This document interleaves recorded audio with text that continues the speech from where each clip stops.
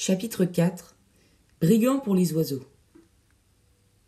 Retournons maintenant à la petite fille que nous avons laissée endormie sur le banc d'un sommeil trop profond pour ne pas être simulée. Son attitude nous semble à bon droit suspecte, et la féroce convoitise avec laquelle ses yeux sauvages se fixaient sur le collier de perles d'Isabelle demande à ce qu'on surveille ses démarches. En effet, dès que la porte se fut refermée sur les comédiens, elle souleva lentement ses longues paupières brunes, promena un regard inquisiteur dans tous les coins de la chambre, et quand elle se fut bien assurée qu'il n'y avait plus personne, elle se laissa couler du rebord de la banquette sur ses pieds, se dressa, rejeta ses cheveux en arrière par un mouvement qui lui était familier, et se dirigea vers la porte qu'elle ouvrit sans faire plus de bruit qu'une ombre. Elle la referma avec beaucoup de précaution, prenant garde que le loquet ne retombât trop brusquement, puis elle s'éloigna à pas lents jusqu'à l'angle d'une haie qu'elle tourna. Sûre alors d'être hors de vue du logis, elle prit sa course, sautant les fossés d'eau croupie, enjambant les sapins abattus et bondissant sur les bruyères comme une biche ayant une meute après elle. Les longues mèches de sa chevelure lui flagellaient les joues comme des serpents noirs, et parfois, retombant du front, lui interceptaient la vue. Alors, sans ralentir la rapidité de son allure, elle le repoussait avec la paume de la main derrière son oreille et faisait un geste d'impatience mutine. Mais ses pieds agiles semblaient n'avoir pas besoin d'être guidés par la vue, tant ils connaissaient le chemin. L'aspect du lieu, autant qu'on pouvait le démêler à la lueur livide d'une lune, à moitié masquée et portant pour touret de nez un nuage de velours noir, était particulièrement désolé et lugubre. Quelques sapins, que l'entaille destinée à leur soutirer la résine rendait semblables à des spectres d'arbres assassinés, étalaient leurs plaies rougeâtres sur le bord d'un chemin sablonneux, dont la nuit ne parvenait pas à éteindre la blancheur. Au-delà de chaque côté de la route s'étendaient les bruyères d'un violet sombre, où flottaient des bancs de vapeur grisâtre, auxquels les rayons de l'astre nocturne donnaient un air de fantôme en procession, bien fait pour porter la terreur en des âmes superstitieuses ou peu habituées aux phénomènes de la nature dans ces solitudes. L'enfant, accoutumé sans doute à ces fantasmagories du désert, n'y faisait aucune attention et continuait sa course. Elle arriva enfin à une espèce de monticule couronné de 20 ou 30 sapins, qui formait là comme une espèce de bois. Avec une agilité singulière et qui ne trahissait aucune fatigue, elle franchit l'escarpement assez roide et gagna le sommet du tertre.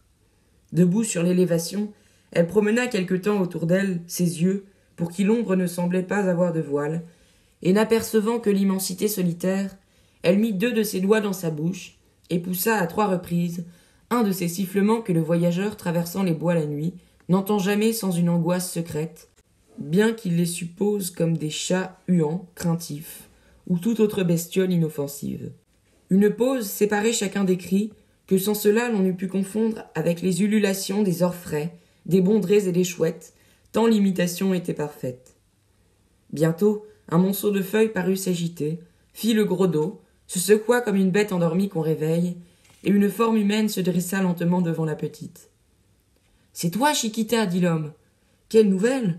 Je ne t'attendais plus et faisais un somme. » L'homme qui avait réveillé l'appel de Chiquita était un gaillard de 25 ou 30 ans, de taille moyenne, maigre, nerveux et paraissant propre à toutes les mauvaises besognes. Il pouvait être braconnier, contrebandier, fauçonnier, voleur et coupe-jarret, honnêtes industries qu'il pratiquait les unes après les autres, ou tout à la fois, selon l'occurrence. Un rayon de lune tombant sur lui d'entre les nuages, comme le jet de lumière d'une lanterne sourde, le détachait en clair du fond sombre des sapins, et eût permis, s'il se fût trouvé là quelques spectateurs, d'examiner sa physionomie et son costume d'une truculence caractéristique. Sa face basanée et cuivrée comme celle d'un sauvage caraïbe faisait briller par le contraste de ses yeux d'oiseau de proie et ses dents d'une extrême blancheur, dont les canines très pointues ressemblaient à des crocs de jeunes loups. Un mouchoir ceignait son front comme le bandeau d'une blessure et comprimait les touffes d'une chevelure drue, bouclée et rebelle, hérissée en huppe au sommet de la tête. Un gilet de velours bleu, décoloré par un long usage et agrémenté de boutons, fait de piécettes soudées à une tige de métal, enveloppait son buste. Des grecques de toile flottaient sur ses cuisses, et des alpargatas faisaient s'entrecroiser leurs bandelettes autour de ses jambes, aussi fermes et sèches que des jambes de cerf. Ce costume était complété par une large ceinture de laine rouge, montant des hanches aux aisselles, et entourant plusieurs fois le corps. au milieu de l'estomac, une bosse indiquait le garde-manger et le trésor du malandrin, et, s'il se fût retourné, on eût pu voir dans son dos, dépassant les 2 bords de la ceinture, une immense Navarra de Valence, une de ces Navarras allongées en poisson, dont la lame se fixe en tournant un cercle de cuivre, et porte sur son acier autant de stries rouges que le brave dont elle est l'arme a commis de meurtres. Nous ne savons combien la Navarra d'Agostin comptait de cannelures écarlates, mais à la mine du drôle il était permis, sans manquer à la charité, de les supposer nombreuses. Tel est le personnage avec qui Chiquita entretenait des relations mystérieuses. « Eh bien, Chiquita, dit Agostin en passant avec un geste amical sa rude main sur la tête de l'enfant. Qu'as-tu remarqué à l'auberge de maître Chirigueri ? Il est venu, répondit la petite, un chariot plein de voyageurs. On a porté 5 grands coffres sous le hangar, qui semblaient assez lourds, car il fallait 2 hommes pour chacun. Fit Agostin. Quelquefois les voyageurs mettent des cailloux dans leurs bagages, pour se créer de la considération auprès des hôteliers. Cela s'est vu. Mais, répondit Chiquita, les 3 jeunes dames qui sont avec eux ont des galons en passementerie d'or sur leurs habits. L'une d'elles, la plus jolie, a autour du cou un rang de gros grains blancs, d'une couleur argentée, et qui brillent à la lumière. Oh, c'est bien beau, bien magnifique. Des perles. Bon, cela, dit entre ses dents le bandit, pourvu qu'elles ne soient pas fausses. On travaille d'un si merveilleux goût à Murano, et les galants du jour ont des morales si relâchées. Mon bon Agostin, poursuivit Chiquita, d'un ton de voix câlin, si tu coupes le cou à la belle dame, tu me donneras le collier. Cela tirait bien, en effet, et congruerait merveilleusement à ta tignasse ébouriffée, à ta chemise en toile à torchon et à ta jupe jaune serein. J'ai fait si souvent le guet pour toi, j'ai tant couru afin de t'avertir quand le brouillard s'est levé de terre et que la rose mouillait mes pauvres pieds nus. T'ai-je jamais fait attendre ta nourriture dans tes cachettes, même lorsque la fièvre me faisait claquer du bec comme une cigogne au bord d'un marécage, et que je pouvais à peine me traîner à travers les halliers et les broussailles? Oui, répondit le brigand, tu es brave et fidèle, mais nous ne le tenons pas encore, ce collier. Combien as-tu compté d'hommes? Oh, beaucoup. Un gros et fort avec une large barbe au milieu du visage, un vieux, 2 maigres, un qui a l'air d'un renard et un autre qui semble un gentilhomme, bien qu'il ait des habits mal en point. 6 hommes, fit Agostin devenu rêveur en supputant sur ses doigts. Hélas, ce nombre ne m'eût pas effrayé autrefois, mais je reste seul de ma bande. Ont-ils des armes, Chiquita? Le gentilhomme a son épée et le grand maigre sa rapière. Pas de pistolet ni d'arquebuse? Je n'en ai pas vu, reprit Chiquita, à moins qu'il ne les ait laissés dans le chariot, mais Chirigueri ou la mionnette n'auraient fait signe. Allons, risquons le coup, et dressons l'embuscade, dit Agostin en prenant sa résolution. 5 coffres, des broderies d'or, un collier de perles.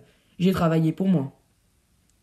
Le brigand et la petite fille entrèrent dans le bois de sapin, et, parvenus à l'endroit le plus secret, ils se mirent activement à déranger des pierres et des brassées de broussailles, jusqu'à ce qu'ils eussent mis à nu 5 ou 6 planches saupoudrées de terre. Agostin souleva les planches, les jeta de côté, et descendit jusqu'à mi-corps dans la noire ouverture qu'elle laissait béante. Était-ce l'entrée d'un souterrain ou d'une caverne, retraite ordinaire du brigand, la cachette où il serrait les objets volés, l'ossuaire où il entassait les cadavres de ses victimes? Cette dernière supposition lui parut la plus vraisemblable au spectateur, si la scène eut d'autres témoins que les choucas perchés dans la sapinière. Agostin se courba, parut fouiller au fond de la fosse, se redressa tenant avec les bras une forme humaine d'une roideur cadavérique, qu'il jeta sans cérémonie sur le bord du trou.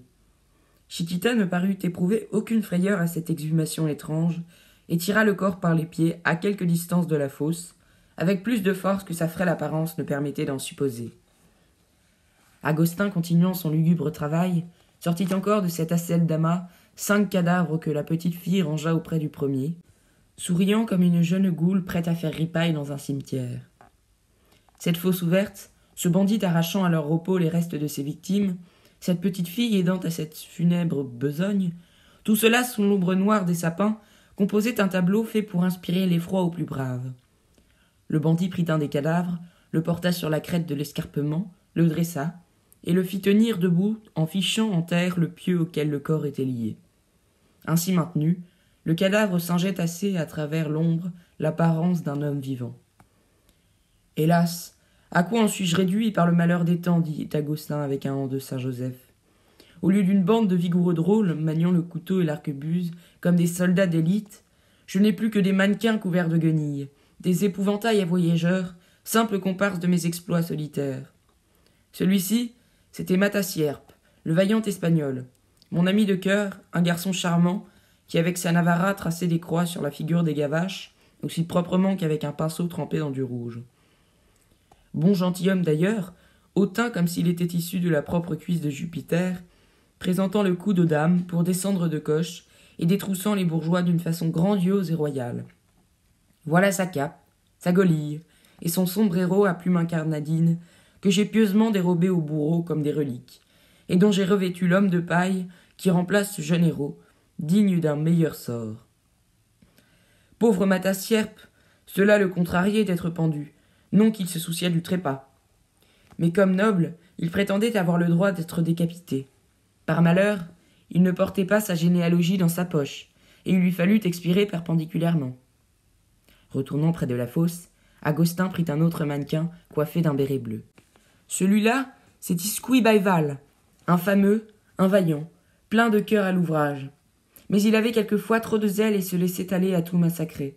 Il ne faut pas détruire la pratique, que diable. Du reste, peu âpre au butin, toujours content de sa part. Il dédaignait l'or et n'aimait que le sang, brave nature. Et quelle belle attitude il eut sous la barre du tortionnaire, lorsqu'il fut roué en pleine place d'Orthez. Régulus et Saint-Barthélemy ne firent pas meilleure contenance dans les tourments. C'était ton père, Chiquita. Honore sa mémoire et dis une prière pour le repos de son âme. La petite fit un signe de croix, et ses lèvres s'agitèrent comme murmurant les paroles sacrées. Le troisième épouvantail avait le pot en tête, et rendait avec les bras d'Agostin un bruit de ferraille. Un plastron de fer luisait vaguement sur son buffle en lambeaux, et des targettes brimballaient sur ses cuisses. Le bandit fourbit la mûre de sa manche pour lui rendre son éclat. Un éclair de métal qui flamboie dans l'ombre inspire parfois une terreur salutaire. On croit avoir affaire à des gendarmes en vacances. Un vieux routier, celui-là, travaillant sur le grand chemin comme sur le champ de bataille, avec sang-froid, méthode et discipline. Une pistolade en pleine figure me le ravit. Quelle irréparable perte, mais je vengerai bien sa mort. Le quatrième fantôme, drapé d'un manteau en dents de scie, fut comme les autres honoré d'une oraison funèbre. Il avait rendu l'âme à la question, ne voulant pas convenir, par modestie, de ses hauts faits, et en refusant avec une constance héroïque de livrer les noms de ses camarades à la justice trop curieuse. Le cinquième, représentant Florizel de Bordeaux, n'obtint pas de myriologie d'Agostin, mais un simple regret mêlé d'espérance. Florizel, la main la plus légère de la province pour tirer sur les ponts la soie ou la laine, ne se balançait pas comme les autres. Moins heureux, aux chaînes du gibet, lavait de la pluie et piquait des corbeaux. Il voyageait aux frais de l'État sur les galères du roi, dans les mers océanes et Méditerranée. Ce n'était qu'un filou parmi des brigands, un renard dans une bande de loups. Mais il avait des dispositions, et perfectionné à l'école de la Chiourme, il pouvait devenir un sujet d'importance. On n'est pas parfait du premier coup. Agostin attendait impatiemment que cet aimable personnage s'échappât du bagne et lui revint. Gros et court, vêtu d'une sous-quenille cerclée par une large ceinture de cuir, coiffé d'un chapeau à large bord, le sixième mannequin fut planté un peu en avant des autres, comme un chef d'escouade. « Tu mérites cette place d'honneur, fit Agostin en s'adressant à l'épouvantail. Patriarche du grand chemin. Nestor de la Tyre, Ulysse de la Pince et du Croc, ô grand Lavidalote, mon guide et mon maître, toi qui me reçus parmi les chevaliers de la belle étoile, et qui, de mauvais écolier que j'étais, me fis bandit émérite. Tu m'as appris à parler le narquois, à me déguiser de 20 manières diverses, comme feu Protéus quand il était pressé des gens, à ficher le couteau dans le nœud d'une planche à 30 pas de distance, à moucher une chandelle d'un coup de pistolet, à passer comme la bise à travers les serrures, à me promener invisible par les logis, de même que si j'eusse eu une main de gloire en ma possession, à trouver les cachettes les plus absconses, et cela sans baguette de coudrier. Que de bonnes doctrines j'ai reçues de toi, grand homme. Et comme tu me fus voir, par raisons éloquemment déduites, que le travail était fait pour les sots, pourquoi faut-il que la fortune marâtre t'ait réduit à mourir de faim dans cette caverne dont les issues étaient gardées, où les sergents n'osaient pénétrer, car nul ne se soucie, pour brave qu'il soit, d'affronter le lion en son antre même, mourant, il peut encore abattre 5 ou 6 compagnons de sa griffe ou de sa dent. Allons, toi, à qui, indigne, j'ai succédé, commande sagement cette petite troupe chimérique et falote. Ces mannequins spectres des braves qui nous avons perdus, et qui, bien que de faim, rempliront encore, comme le Cid mort, leur office de vaillants. Vos ombres glorieux bandits suffiront à détrousser ces bellitres. Sa besogne terminée, le bandit alla se planter sur la route pour juger de l'effet de la mascarade. Les brigands de paille avaient l'air suffisamment horrifiques et féroces, et l'œil de la peur pouvait s'y tromper dans l'ombre de la nuit ou le crépuscule du matin, à cette heure louche où les vieux saules, avec leurs tronçons de branches, prennent au rebord des fossés la physionomie d'homme vous montrant le poing ou brandissant des coutelas. « Agostin, dit Chiquita, tu as oublié d'armer tes mannequins. »« C'est vrai, répondit le brigand. À quoi donc pensais-je? Les plus beaux génies ont leurs distractions, mais cela peut se réparer. » Et il mit au bout de ses bras inertes de vieux fûts d'arquebuses, des épées rouillées, ou même de simples bâtons couchés en joue. Avec cet arsenal, la troupe avait au bord des talus un aspect suffisamment formidable.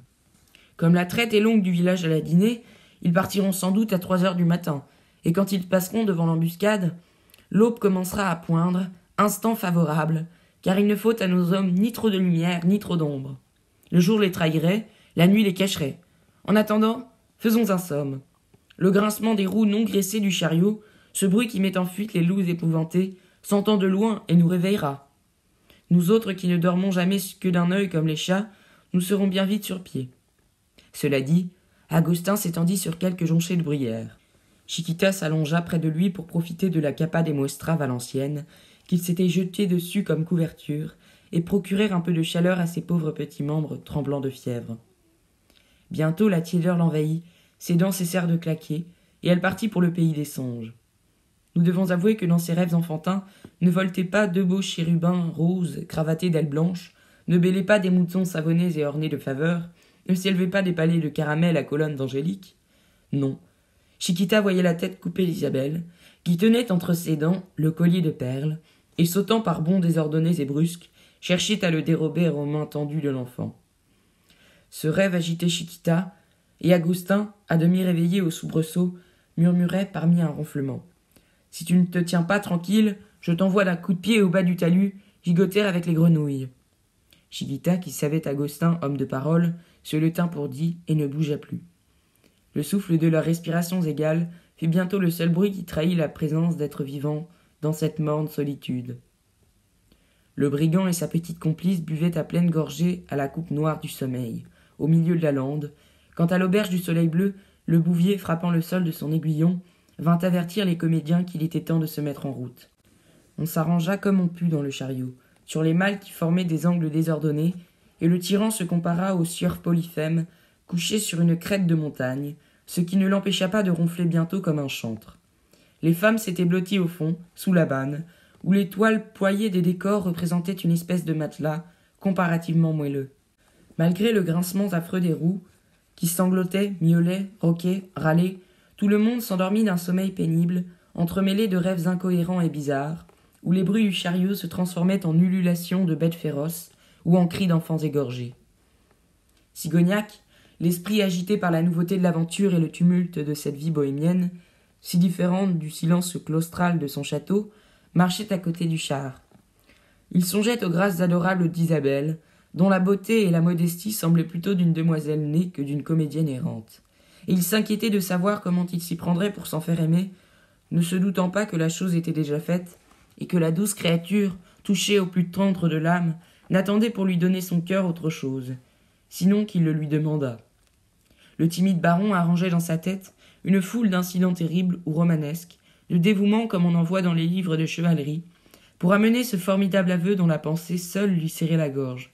Et cependant, cet aveu qui lui coûtait tant, la flamme de ses yeux, le tremblement de sa voix, ses soupirs mal étouffés, l'empressement un peu gauche dont il entourait Isabelle, les réponses distraites qu'il faisait aux comédiens, l'avaient déjà prononcé de la façon la plus claire.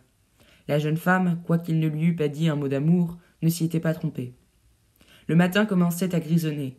Une étroite bande de lumière pâle s'allongeait au bord de la plaine, dessinant en noir d'une manière distincte, malgré l'éloignement, les bruyères frissonnantes et malgré la pointe des herbes. Quelques flaques d'eau égratignées par le rayon brillaient çà et là comme les morceaux d'une glace brisée. De légers bruits s'éveillaient, et des fumées montaient dans l'air tranquille, révélant à de grandes distances la reprise de l'activité humaine au milieu de ce désert. Sur la zone lumineuse, dont la teinte tournait au rose, une forme bizarre se profilait, qui de loin ressemblait à un compas tenu par un géomètre invisible et mesurant la lande. C'était un berger monté sur ses échasses, marchant à pas de faucheux à travers les marécages et les sables. Ce spectacle n'était pas nouveau pour Sigognac, et il y faisait peu d'attention. Mais, si fort qu'il fût enfoncé dans sa rêverie, il ne put s'empêcher d'être préoccupé par un petit point brillant qui scintillait sous l'ombre encore fort noire du bouquet de sapins où nous avons laissé Agostin et Chiquita.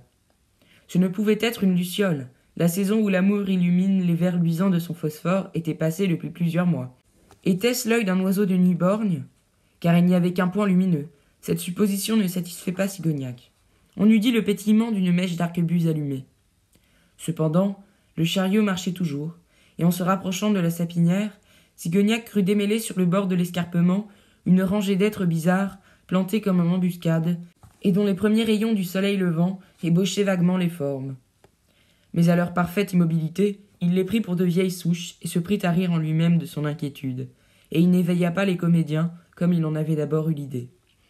Le chariot fit encore quelques tours de roue, le point brillant sur lequel Sigognac tenait toujours les yeux fixés se déplaça. Un long jet de feu sillonna un flot de fumée blanchâtre, une forte détonation se fit entendre, et une balle s'aplatit sous le joug des bœufs, qui se jetèrent brusquement de côté, entraînant le chariot qu'un tas de sable retint heureusement au bord du fossé. À la détonation et à la secousse, toute la troupe s'éveilla en sursaut. Les jeunes femmes se mirent à pousser des cris aigus. La vieille, seule faite aux aventures, garda le silence, et prudemment glissa 2 ou 3 doublons serrés dans sa ceinture, entre son bas et la semelle de son soulier. Debout à la tête du char, d'où les comédiens s'efforçaient de sortir, Agostin, sa cape de valance roulée sur son bras, sa navarra au poing, criait d'une voix tonnante. « La bourse ou la vie ! Toute résistance est inutile. Au moindre signe de rébellion, ma troupe va vous arquebuser. » Pendant que le bandit posait son ultimatum de grand chemin, le baron, dont le généreux cœur ne pouvait admettre l'insolence d'un pareil maroufle, avait tranquillement dégainé et fondé sur lui l'épée haute. Agostin parait les bottes du baron avec son manteau et épiait l'occasion de lui lancer sa navarra, appuyant le manche du couteau à la saignée et balançant le bras d'un mouvement sec. Il envoya la lame au ventre de Sigognac, à qui bien en prit de n'être pas obèse. Une légère retraite de côté lui fit éviter la pointe meurtrière. La lame alla tomber à quelques pas plus loin. Agostin pâlit, car il était désarmé, et il savait que sa troupe d'épouvantail ne pouvait lui être d'aucun secours. Cependant, comptant sur un effet de terreur, il cria « Feu, vous autres !» Les comédiens, craignant l'arquebusade, firent un mouvement de retraite et se réfugièrent derrière le chariot, où les femmes piaillaient comme des jets plumés vifs. Sigognac lui-même, malgré son courage, ne put s'empêcher de baisser un peu la tête. Chiquita, qui avait suivi toute la scène cachée par un buisson dont elle écartait les branches, voyant la périlleuse situation de son ami, rampa comme une couleuvre sur la poudre du chemin, ramassa le couteau sans qu'on prît garde à elle, et, se redressant d'un bond, remit la navarra au bandit.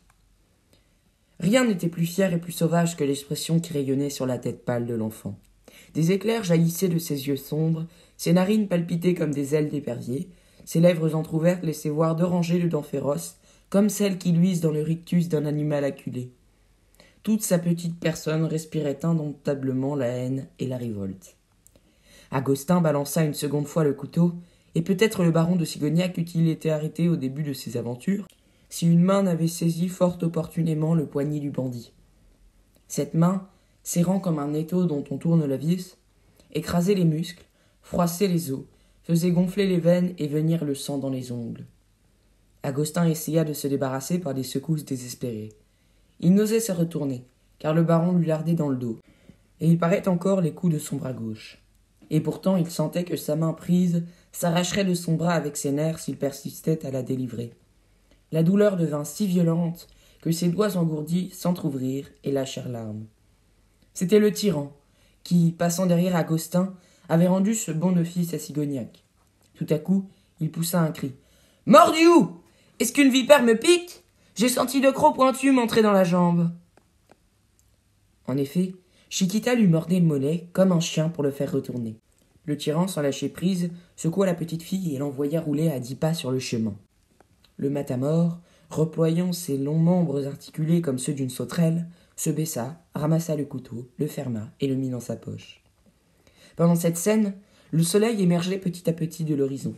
Une portion de son disque d'or rose se montrait au-dessus de la ligne des landes, et les mannequins, sous ces rayons véridiques, perdaient de plus en plus leur apparence humaine. « Ah ça, il paraît, dit le pédant, que les arquebuses de ces messieurs ont fait long feu à cause de l'humidité de la nuit. En tout cas, ils ne sont guère braves, car ils laissent leur chef dans l'embarras et ne bougent non plus que les termes mythologiques. » « Ils ont de bonnes raisons pour cela, répliqua le matamor en escaladant le talus. Ce sont des hommes de paille habillés, de guenilles, armés de ferraille, excellents pour éloigner les oiseaux des cerises et des raisins.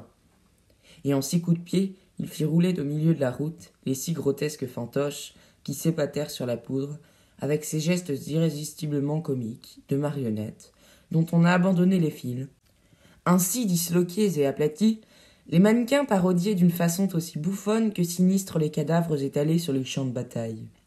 « Vous pouvez descendre, mesdames, dit le baron aux comédiennes. Il n'y a plus rien à craindre. Ce n'était qu'un péril en peinture. » Désolé du mauvais succès d'une ruse qui habituellement lui réussissait, tant est grande la couardise des gens et tant la peur grossit les objets, Agostin penchait la tête d'un air piteux. Près de lui se tenait Chiquita effarée, hagarde et furieuse comme un oiseau de nuit surpris par le jour. Le bandit craignait que les comédiens qui étaient en nombre ne lui fissent un mauvais parti ou ne le livrassent à la justice. Mais la farce des mannequins les avait mis en belle humeur, et ils s'esclaffaient de rire comme un sang de mouche. Le rire n'est point cruel de sa nature. Il distingue l'homme de la bête, et il est, suivant Homérus, l'apanage des dieux immortels, et bienheureux qui rient olympiennement tous leurs sous pendant les loisirs de l'éternité. Aussi le tyran, qui était bonasse de sa nature, desserra-t-il les doigts, et tout en maintenant le bandit, lui dit-il de sa grosse voix tragique, dont il gardait parfois les intonations dans le langage familier. « Drôle, tu as fait peur à ces dames, et pour cela, tu mériterais d'être pendu haut et court. Mais si, comme je le crois, elles te font grâce, car ce sont de bonnes âmes, je ne te conduirai pas au prévôt. Le métier d'argousin ne me ragoûte pas. Je ne tiens pas à pourvoir la potence de gibier. D'ailleurs, ton stratagème est assez picaresque et comique. C'est un bon tour pour extorquer des pistoles aux bourgeois poltrons. Comme acteur expert aux ruses et subterfuges, je l'apprécie, et ton imaginative m'induit à l'indulgence. Tu n'es point platement et bestialement voleur, et ce serait dommage de t'interrompre en une si belle carrière. Hélas, répondit Agostin, je n'ai pas le choix d'une autre, et suis plus à plaindre que vous ne pensez. Il ne reste plus que moi de ma troupe, aussi bien composée naguère que la vôtre. Le bourreau m'a pris mes premiers, second et troisième rôles. Il faut que je joue tout seul ma pièce sur le théâtre du grand chemin, affectant des voix diverses, habillant des mannequins pour faire croire que je suis soutenu par une bande nombreuse. Ah, c'est un sort plein de mélancolie. Avec cela, il ne passe personne sur ma route. Elle est si mal famée, si coupée de fondrières, si dure aux piétons, chevaux et carrosses. Elle ne vient de nulle part et ne mène à rien, mais je n'ai pas le moyen d'en racheter une meilleure. Chaque chemin un peu fréquenté a sa compagnie. Les fainéants qui travaillent s'imaginent que tout est rose dans la vie du voleur. Il y a beaucoup de chardons. Je voudrais bien être honnête, mais comment me présenter aux portes des villes avec une mythe si truculente et une toilette si sauvagement déguenillée? Les dogues me sauteraient aux jambes et les sergents au collet, si j'en avais un. Voilà mon coup manqué, un coup bien machiné, monté bien soigneusement, qui devait me faire vivre 2 mois et me donner de quoi acheter une capeline à cette pauvre Chiquita. Je n'ai pas de bonheur et suis né sous une étoile enragée. Hier, j'ai dîné en serrant ma ceinture d'un cran. Votre courage intempestif m'ôte le pain de la bouche, et puisque je n'ai pu vous voler, au moins faites-moi l'aumône. C'est juste, répondit le tyran. Nous t'empêchons d'exercer ton industrie, et nous te devons un dédommagement. Tiens, voilà 2 pistoles pour boire à notre santé. Isabelle prit dans le chariot un grand morceau d'étoffe dont elle fit présent à Chiquita. « Oh, c'est le collier de grain blanc que je voudrais !» dit l'enfant avec un regard d'ardente convoitise. La comédienne le défit et le passa au cou de la petite voleuse, éperdue et ravie. Chiquita roulait en silence, les grains blancs sous ses doigts brunis, penchant la tête et tâchant d'apercevoir le collier sur sa petite poitrine maigre. Puis elle releva brusquement sa tête, secoua ses cheveux en arrière, fixa ses yeux étincelants sur Isabelle, et dit avec un accent profond et singulier. « Vous êtes bonne. Je ne vous tuerai jamais. » D'un bond, elle franchit le fossé, courut jusqu'à un petit tertre où elle s'assit, contemplant son trésor. Pour Agostin, après avoir salué, il ramassa ses mannequins démantibulés, les reporta dans la sapinière, et les inhuma de nouveau pour une meilleure occasion. Le chariot que le bouvier avait rejoint, car à la détonation de l'arquebuse il s'était bravement enfui, laissant ses voyageurs se débrouiller comme ils l'entendraient, se remit pesamment en marche. La duègne retira les doublons de ses souliers et les réintégra mystérieusement au fond de sa pochette. « Vous vous êtes conduit comme un héros de roman, dit Isabelle à Sigognac. Et sous votre sauvegarde, on voyage en sûreté. Comme vous avez bravement poussé ce bandit que vous deviez croire soutenu par une bande bien armée. Ce péril était bien peu de chose. À peine une algarade, répondit modestement le baron. Pour vous protéger, je fendrai des géants du crâne à la ceinture. Je mettrai en déroute tout un os de sarrasin. Je combattrai parmi des tourbillons de flammes et de fumée des orques, des andriaques et des dragons. Je traverserai les forêts magiques, pleines d'enchantements. Je descendrai aux enfers comme Énéas et sans rameaux d'or. Au rayon de vos beaux yeux, tout me deviendrait facile, car votre présence ou votre pensée seulement m'infuse quelque chose de surhumain.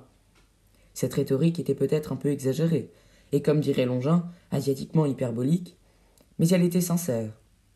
Isabelle ne douta pas un instant que Sigognac n'accomplît, en son honneur, toutes ces fabuleuses prouesses, dignes d'Amadis de Gaulle, d'Esplandion et de Florimar d'Hyrcanie.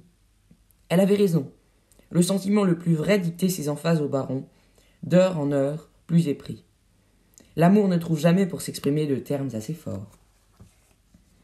Séraphine, qui avait entendu les phrases de Sigognac, ne put s'empêcher de sourire, car toute jeune femme trouve volontiers ridicules les protestations d'amour qu'on adresse à une autre, et qui en changeant de route lui sembleraient les plus naturelles du monde. Elle eut un instant l'idée d'essayer le pouvoir de ses charmes et de disputer Sigognac à son ami. Mais cette velléité dura peu. Sans être précisément intéressée, Séraphine se disait que la beauté était un diamant qui devait être enchâssé dans l'or. Elle possédait le diamant, mais l'or manquait, et le baron était si désastrement râpé qu'il ne pouvait fournir ni la monture, ni même l'écrin. La grande coquette rengaina donc le yad préparé, se disant que de telles amourettes étaient bonnes seulement pour des ingénus, et non pour des premiers rôles, et elle reprit sa mine détachée et sereine. Le silence s'établit dans le chariot, et le sommeil commençait à jeter du sable sous les paupières des voyageurs, lorsque le bouvier dit « Voilà le château de Bruyères !»